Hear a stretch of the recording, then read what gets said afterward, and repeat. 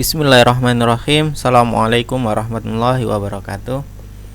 Baik teman-teman, sebelumnya kita sudah membahas tentang unsur-unsur website ya, unsur-unsur yang menyusun website. Saat ini kita akan mencoba mereview ya, karena pasti kita bertanya-tanya gitu. Lalu bagaimana cara membuat dan membeli domain, kemudian bagaimana membeli hosting, begitu. Nah, maka pada tutorial singkat kali ini kita akan membahas hal tersebut ya.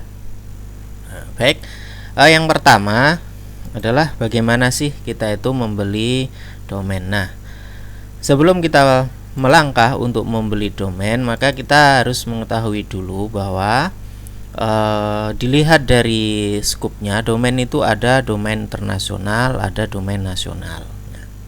Ini berdasarkan skup namanya ya, bukan berarti bahwa domain yang nasional itu tidak bisa dibuka dari dunia lain gitu, bukan ya, maksudnya dunia internasional gitu. Nah, demikian juga sebaliknya. Nah, bukan seperti itu maksudnya ya.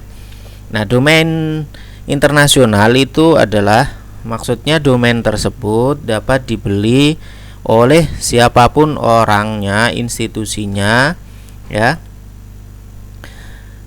di seluruh dunia ini tanpa dibatasi pada negara-negara tertentu.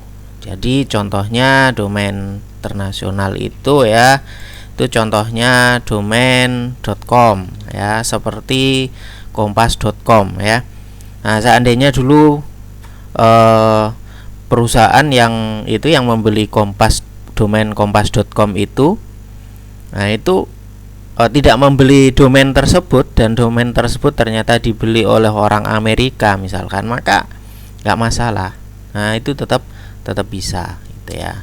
Contohnya lagi edufunia.com. Nah, ini adalah domain internasional. Nah, kebetulan domain edufania.com ini milik kami ya. Nah, kalau seandainya kami nggak memiliki, maka domain ini bebas untuk dibeli oleh orang luar negeri ya, orang siapa saja ya, dalam maupun luar negeri. Nah, kemudian apalagi domain internasional tuh, misalkan .net ya. Nah, itu adalah domain internasional. Maka siapapun orangnya, siapa yang paling dahulu untuk membeli itu, maka dia berhak untuk memilikinya. Nah, ada banyak domain-domain internasional itu ya, bisa dilihat nanti di sini ya. Nah, ada di sini ya contohnya ya. Ada .com, ada .net, ada .org ya. Kalau .com itu untuk perusahaan yang ingin menghasilkan laba ya. Nah, seperti itu. Tapi ini umum ya. Dulu memang seperti itu, tapi ini umum. Nyatanya semua orang siapa yang lebih dahulu membeli domain itu, maka dia boleh.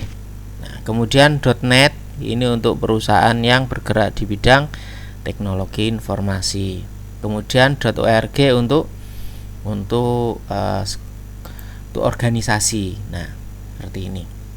Nah, itu domain internasional. Nah, maka kita tentukan website kita itu apa gitu ya. Kalau websitenya itu berisi misalkan artikel-artikel bebas ya, misalkan artikel tentang komputer atau tentang tips trik ya, maka boleh memakai .com ya. Nah, kemudian ada juga domain nasional ya. Nah, kita kerucutkan lagi, domain nasional ini di Indonesia saja. Nah, maksudnya domain nasional ini adalah domain-domain yang hanya bisa dimiliki oleh perusahaan atau orang-orang yang berkewarganegaraan Indonesia. Ada banyak domain-domain yang nasional Indonesia ini akhirannya adalah .id ya.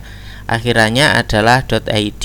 Misalkan domainnya .co.id ya. Ini adalah untuk perusahaan yang berbadan hukum. Jadi kalau kita misalkan mempunyai perusahaan baru angan-angan aja ya, misalkan, atau sudah bergerak tapi tidak mempunyai badan hukum ya, tidak mempunyai SIUP-nya, surat izin usaha ya. Nah, maka tidak bisa memiliki domain.co.id. Kemudian .or.id. Nah, ini untuk organisasi. Nah, ini juga sama, ini harus berbadan hukum. Nah, organisasi kita kalau ingin mempunyai domain .or.id, maka dia harus mempunyai harus terdaftar di Kementerian Hukum dan HAM. Nah, gitu. Nah, kemudian .web.id. Nah, ini perorangan. Jadi kita secara pribadi bisa memiliki domain yang mempunyai akhiran .web.id. Nah, jadi pada saat daftar nanti kita cukup menunjukkan KTP saja. Nah, sama dengan .id ya. Nah, contohnya ini. Kemudian domain yang dikhususkan untuk perguruan tinggi ya, biasanya berakhiran .ac.id. Contohnya unet.ac.id, ub.ac.id untuk Universitas Brawijaya, ugm.ac.id untuk Universitas Gadjah Mada. Nah, untuk mendapatkan domain ini maka pendaftar harus menunjukkan secara sah dokumen-dokumen bahwa perguruan tinggi tersebut ada dan terdaftar di kementerian terkait ya, dalam hal ini Kementerian Pendidikan gitu. Nah, ada banyak sekali domain.id yang lainnya yang tidak bisa saya sebutkan, misalkan .sch.id untuk sekolah, kemudian ada .desa.id untuk website khusus pemerintah desa.